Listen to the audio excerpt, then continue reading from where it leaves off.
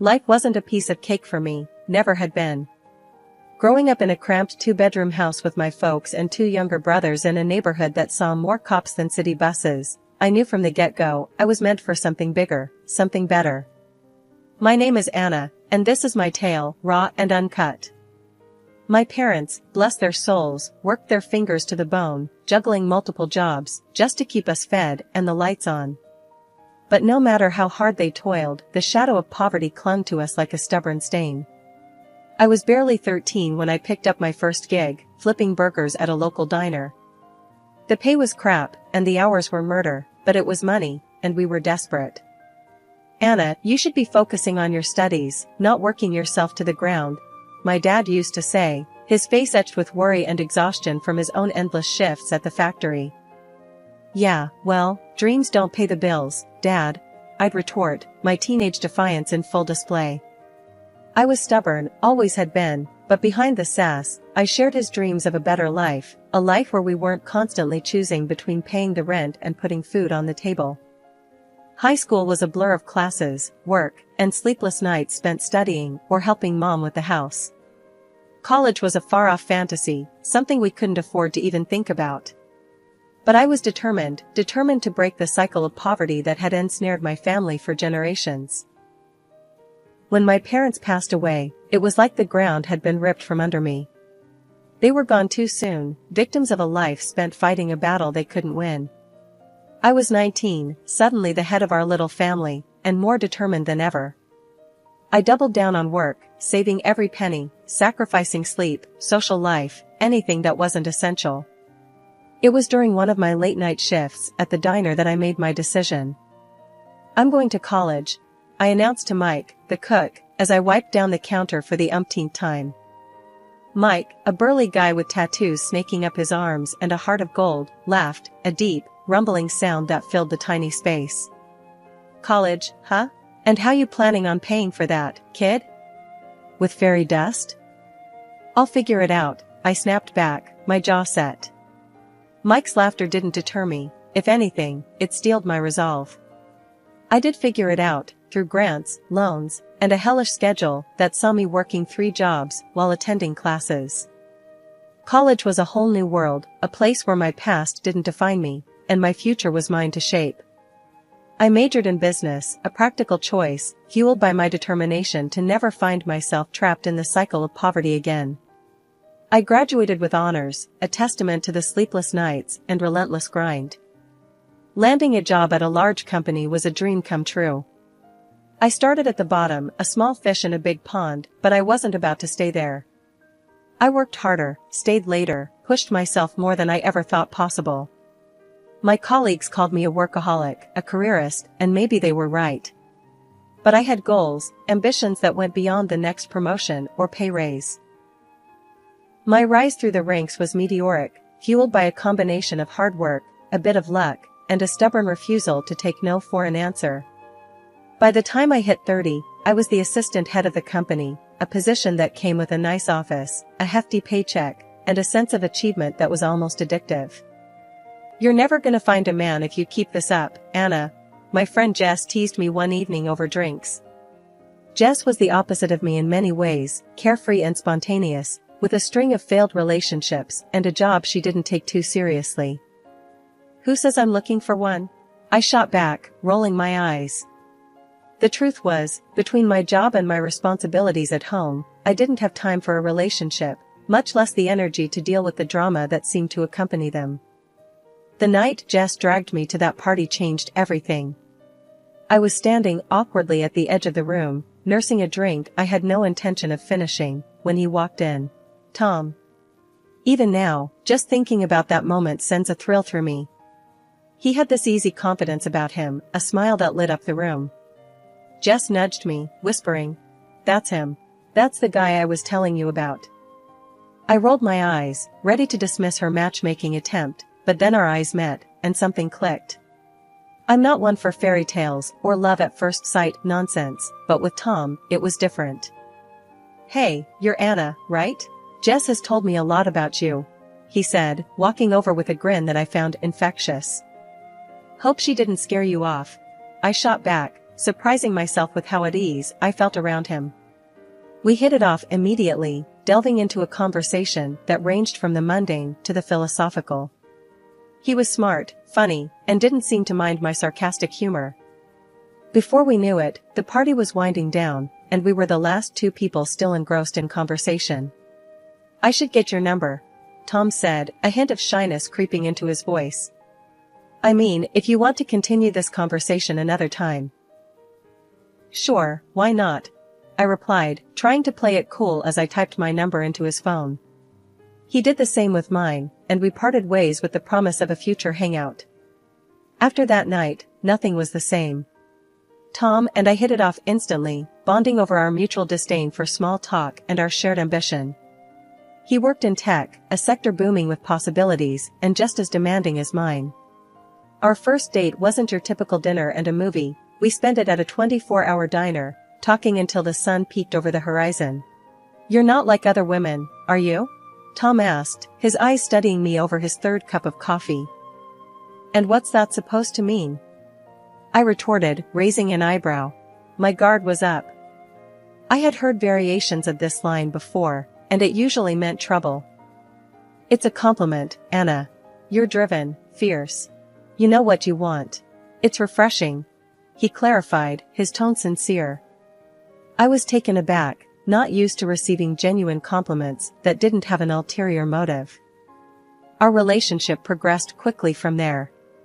Tom was different from anyone I'd ever dated. He didn't expect me to play the doting girlfriend, to cook dinners, or keep a spotless house. He valued my ambition, encouraged it even. When I had to stay late at work or bring work home, he didn't complain. More often than not, I'd come home to find that he'd ordered in or cooked something himself. "Anna, I don't need you to be a housewife. I just need you to be you," Tom said one evening, as we sat on the couch, surrounded by takeout boxes. It was the first time someone had said something like that to me, and it struck a chord deep within. My friends noticed the change in me. Jess, always the first to comment on my love life or lack thereof, was the most vocal. "What has Tom done with Anna?" she joked one evening when we met for drinks. "You're glowing, and I haven't seen you touch your phone once." "He's different," I admitted, feeling a smile spread across my face, just thinking about him. When Tom proposed, it was out of the blue, at least for me. We were walking in the park, a rare day off for both of us. I was rambling on about a new project at work, excited about the challenges it presented. Without warning, Tom stopped walking, turning to face me with a seriousness I hadn't seen before. "Anna, I love you. I love your passion, your drive, your relentless pursuit of what sets your soul on fire. I don't want to spend another day without you by my side. Will you marry me?" he asked, pulling out a ring. I was speechless, which for me, was a rarity. "Are you sure? I mean, I'm a handful. I work a lot, I'm not the best at this domestic stuff." "Anna, stop," Tom interrupted, a soft laugh escaping him. "I'm not asking you to be anything other than who you are. That's the woman I fell in love with. That's the woman I want to marry." So, I said yes. It felt right, like everything in my life had been leading me to this moment. Marrying Tom was the easiest decision I ever made, but dealing with his mother, well, that was a whole different ball game. From the get-go, it was clear she had reservations about me. Not the kind you could easily brush off either. These were the deep-seated, "I've got my eye on you" kind. The first time I met her, it was awkward. We were at Tom's family home for dinner. His mom, Mrs. Thompson, was a petite woman with sharp eyes that missed nothing. The house was immaculate, the kind of clean that made you nervous to touch anything. She greeted me with a tight smile, her handshake firm, her eyes scanning me like I was a puzzle she was determined to solve. "Anna, is it? I've heard a lot about you," she said, her voice carrying an edge that was hard to place. "All good, I hope," I replied, trying to keep the mood light. "We'll see," she said, her smile not reaching her eyes. That should have been my first clue. Dinner was an exercise in patience. Mrs. Thompson had prepared a feast, but it felt more like an interrogation than a meal. She asked about my job, my family, my intentions with Tom, each question loaded like a cannon, ready to fire. "You work a lot, don't you, Anna?" she asked, passing me the salad. "I do, but I love my job. It's very fulfilling," I responded, trying to sound confident. "And what about when you have children? Who will take care of them if you're always working?" she pressed, her gaze fixed on me. Tom jumped in, trying to deflect the tension. "Mom, Anna's career is important to her, just like yours was to you." Mrs. Thompson huffed, clearly not pleased with the comparison. "I was always there for my children. A mother's place is with her family." The dinner dragged on, with Mrs. Thompson making veiled comments about traditional family roles and the importance of a woman being present in the home. It was exhausting, trying to defend my life choices to a woman who had already judged me. After we left, Tom was apologetic. "I'm sorry, Anna. I know she can be a bit much." "A bit?" I laughed, despite the tension. "She makes the Spanish Inquisition look like a casual chat." Tom sighed, running a hand through his hair. "I know she's tough, but she's just protective. She'll come around." But as time went on, it became clear Mrs. Thompson had no intention of coming around. Every visit was a minefield. Comments about my cooking, my career, even the way I dressed.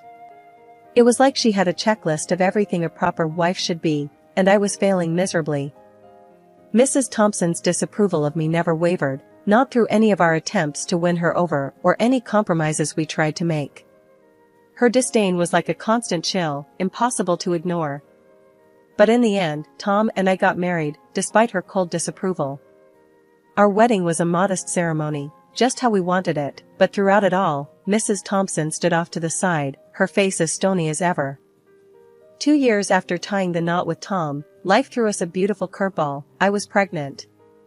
The news brought us joy we hadn't imagined, but it also ramped up the tension with Mrs. Thompson, Tom's mom, to levels I didn't think were possible. With the pregnancy, I decided to work from home, a move my boss was surprisingly cool about. This arrangement, however, seemed to put me under a magnifying glass in Mrs. Thompson's eyes, giving her more ammo to criticize my every move. "You're still glued to that computer? Shouldn't you be resting or, I don't know, knitting something for the baby?"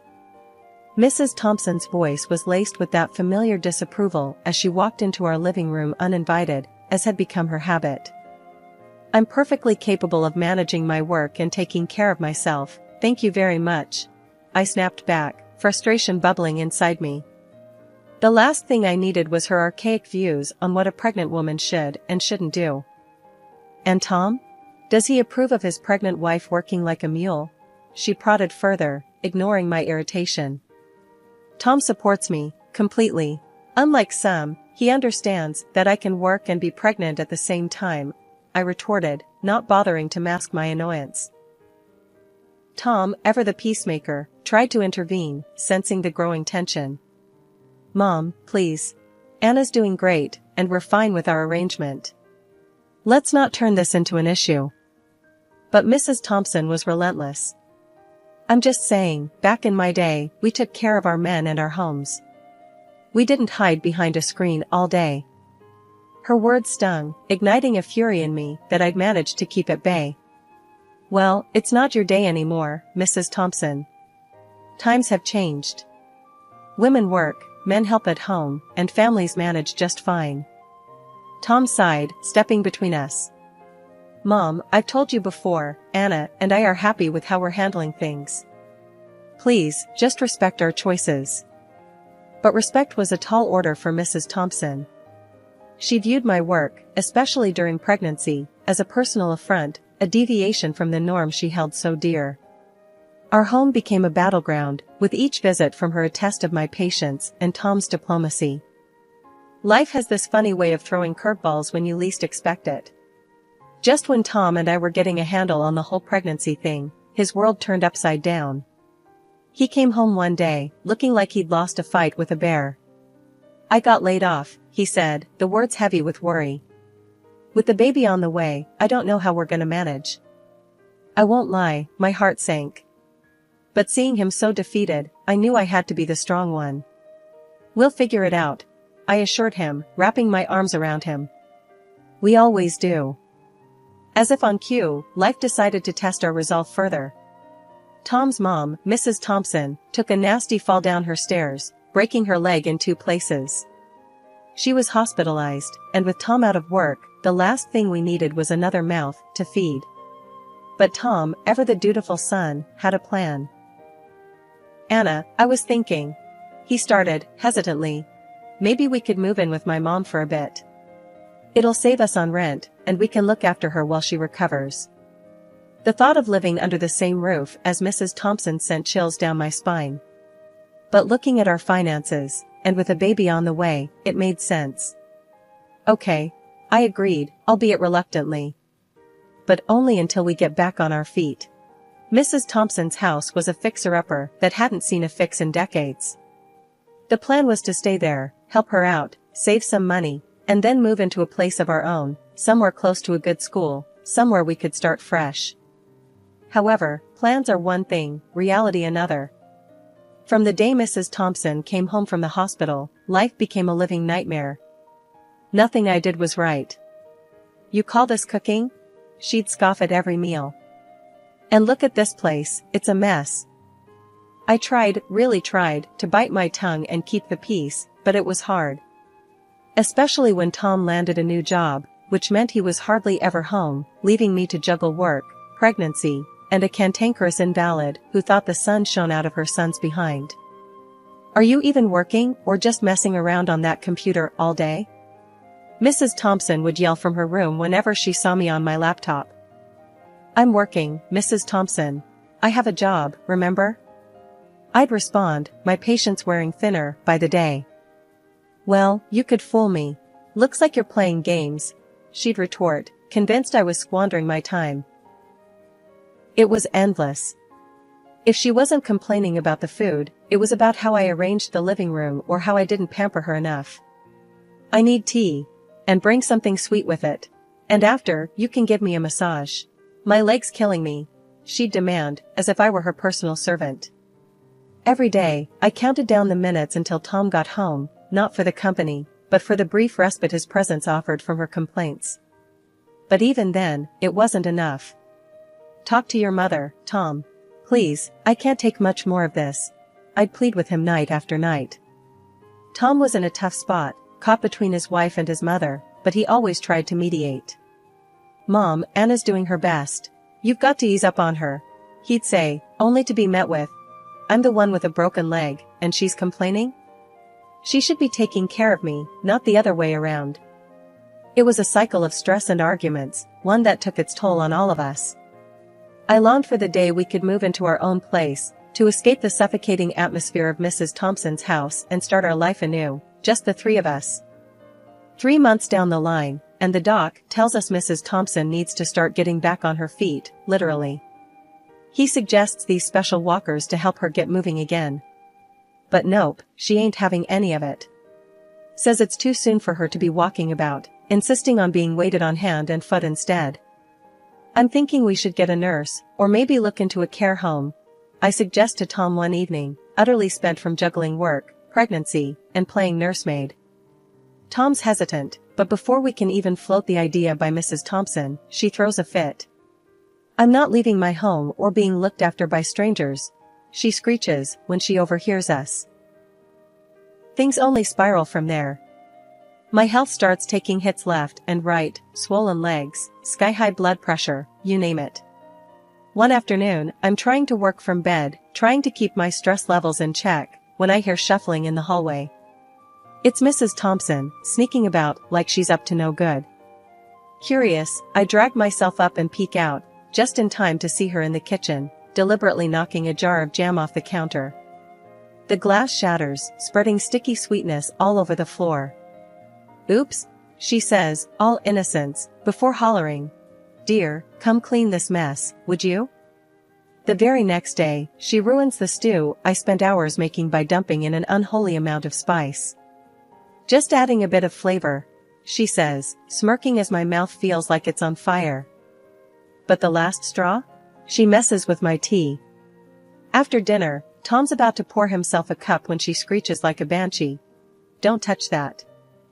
It turned out, she laced it with laxatives, a nasty lesson for not spending enough time in the kitchen. Tom's livid. "This is beyond the pale, Mom. You could have heard Anna and the baby." She just shouted back, telling us to pack up and leave if we're so unhappy. So, that's exactly what we do. We found a small apartment close to where we'd been eyeing a house to buy and move out. A couple of days after leaving Mrs. Thompson's house, Tom and I got the ball rolling on getting our own place. We managed to sort out the paperwork and made the first payment on a house that felt like a dream come true. It was a modest place, but it was ours, a sanctuary from the storms we'd weathered. With me being 9 months pregnant and all, we decided to take it easy on setting up the house. Just being there, in our own space, was enough to make us both grin like fools. Tom was beside me, his hand resting gently on my belly, as we talked about the future, about how different our kids' life would be in this new home. "Can you believe it? We're actually here," I said, looking around the empty living room, imagining it filled with laughter and love.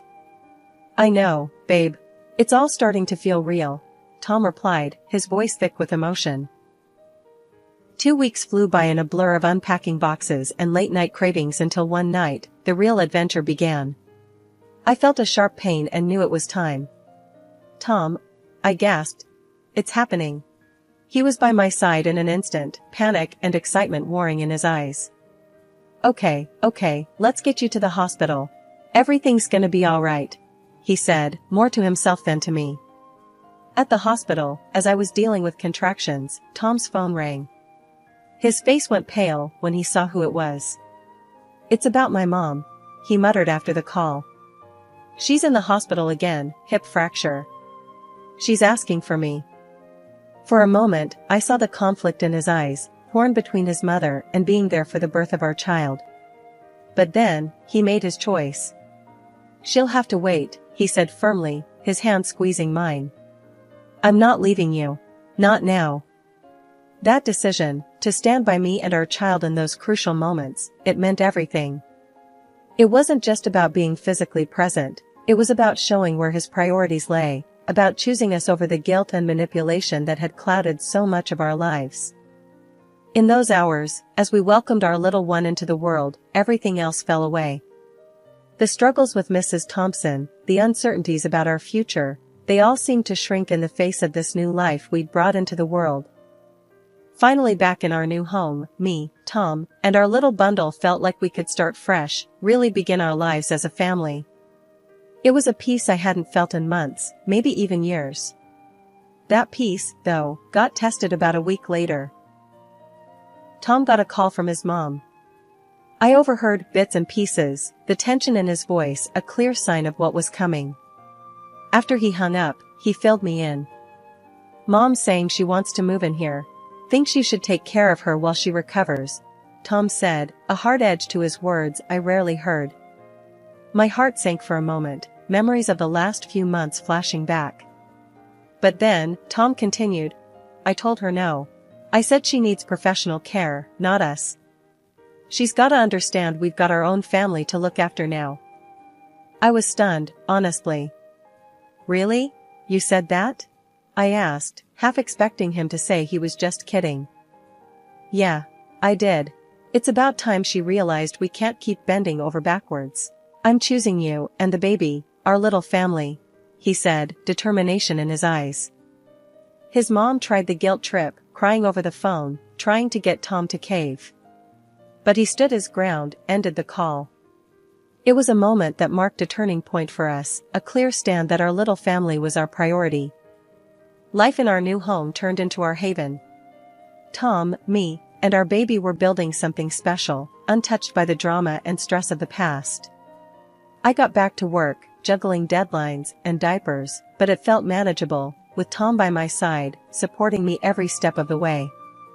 "Can you believe we're doing this? Really doing this?" I asked Tom one evening, the baby asleep between us on the couch. He smiled, that warm, reassuring smile that had gotten me through the toughest times. "Yeah, I can. We made it through the storm. Now, it's just us, building the life we always wanted,"